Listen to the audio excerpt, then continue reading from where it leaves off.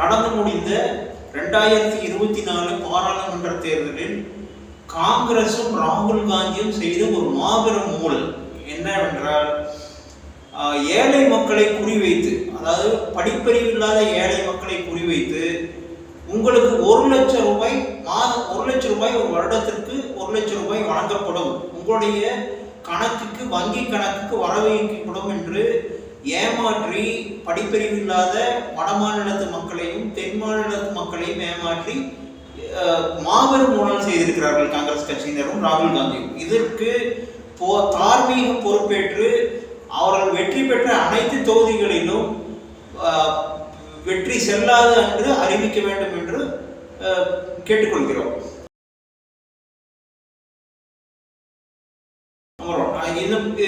இதுல ராகுல் காந்தி இப்ப சொல்றாரு, மார்க்கெட்ல மாபெரும் ஊழல் நடைபெற்றது, கிட்டத்தட்ட 30 லட்சம் கோடி இழப்பு இன்வெஸ்டர்ஸ்க்கு முதலீட்டாளர்களுக்கு 30 லட்சம் கோடி இழப்பு என்று ஒரு குற்றச்சாட்டை வைக்கிறார்.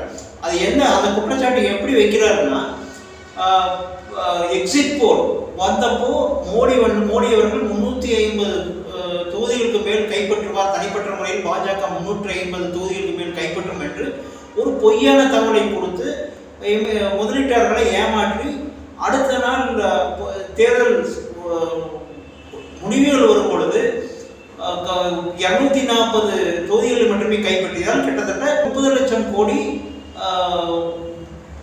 முதலீட்டாளர்களின் பணம் ஏமாற்றப்பட்டுள்ளது என்று ஒரு குற்றச்சாட்டை வைக்கிறார்.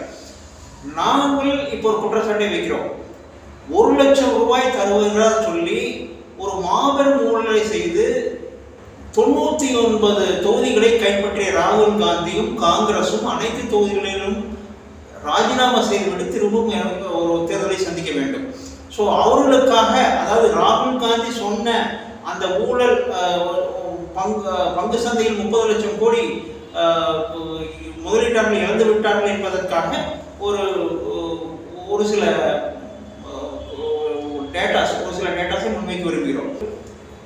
பிஎஸ்சி சென்செக்ஸோட டோட்டல் கேபிட்டலைசேஷன் 92 lakh crores, 92 லட்சம் கோடி ரூபாய்கள். அதே 2024 426 லட்சம் கோடி ரூபாய்கள், கிட்டத்தட்ட 334 லட்சம் கோடி ரூபாய்கள் உயர்ந்து முதலீட்டாளர்கள் மாபெரும் ஒரு பெனிஃபிட்டை வாங்கியிருக்காங்க. இதில் அவர் சொல்ற இவர் சொல்ற இந்த ஒரு நாள் வாலட்டிலிட்டியில் 30 லட்சம் கோடி ஏமாற்றப்பட்டிருக்கிறான்னு சொல்றாரு இல்லைங்களா. இந்த 333 லட்சம் கோடி முதலீட்டாளர்கள் பெற்ற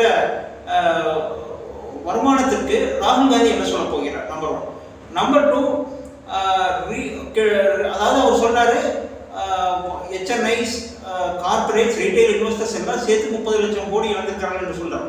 இதே corporates, HNIs and retail investors 334 கோடி ரூபாய் அதிகமான 2014 2024 வரைக்கும் உள்ளிட்ட காலகட்டத்தில் 334 லட்சம் கோடி வருமானத்தை ஈட்டி இருக்கிறார்கள். இதற்கு ராகுல் காந்தியின் பதில் என்ன? நம்பர் 1. அதே ராகுல் காந்தி 26 ஜனவரி 2023 இடன்பர்க் என்ற இடன்பர்க் என்ற அமெரிக்க நிறுவனம் ஒரு ரிப்போர்ட் கொடுக்குது. என்ன ரிப்போர்ட்னா, இது மாதிரி அதானி என்டர்பிரைசஸ் நிறைய ஊழல் பண்ணி ஸ்டாக் மார்க்கெட்ல இது பண்ணியிருக்காங்க. அதாவது 24ஆம் தேதி ஜனவரி அதானியோட மார்க்கெட் கேபிட்டலைசேஷன் 21 லட்சம் கோடி ரூபாய்கள். அதே 26 ஜனவரியில் அவங்க அந்த ஹிடன்பர்க் ரிப்போர்ட் கொடுத்தது. ஹிடன்பர்க் யாருன்னு கேட்டீங்கன்னா காங்கிரஸோட பினாமினே சொல்லலாம். ஹிடன்பர்க் காங்கிரஸோட பினாமினே சொல்லலாம். அந்த ரிப்போர்ட் கொடுத்ததுக்கு அப்புறம் கிட்டத்தட்ட 4 லட்சம் கோடி ஒரே நாளில் முதலீட்டாளர்கள் இழந்தார்கள். அதாவது அதானி குடும்பத்தில் இன்வெஸ்ட் செய்திருந்த முதலீட்டாளர்கள் இதுவரை சொல்ற மாதிரி அதே HNIs, corporates and retail investors கிட்டத்தட்ட 4 லட்சம் கோடி இழந்தார்கள். இதற்கு ராகுல் காந்தி பொறுப்பேற்றுக் கொள்வாரா? நம்பர் 1. அது ராகுல் காந்தி அவர்களுக்கு மன்னிப்பு கோருவாரா? அப்போ இவர் அன்னைக்கு சொல்றாரு, SBI, LIC எல்லாமே அதானிக்கு ஃபண்ட் பண்ணதுனால தான் அவங்க இவ்வளவு பண்ண முடிஞ்சு, அதனால தான் SBI அண்ட் LIC லாஸ் ஆயிட்டு இருக்கு, பயங்கரமான லாஸ் ஆயிருக்கு அப்படின்னு. SBI கிட்டத்தட்ட ஒரு 10 இவங்களோட ஆட்சி காலத்தில் இருந்த லாஸ் எல்லாத்தையும் கவர் பண்ணி 65,000 கோடி ரூபாய் ப்ராஃபிட் பண்ணியிருக்காங்க இந்த 2024. எல்ஐசி அதே மாதிரி உங்களுக்கு தெரியும் எல்ஐசி என்ன ப்ராஃபிட் இருக்கு. ஸோ இவர் தவறான தகவல் கொடுத்து மக்களை வழிநடத்தியதற்காக அனைத்து மக்களிடம் பயங்கரமாக மன்னிப்பு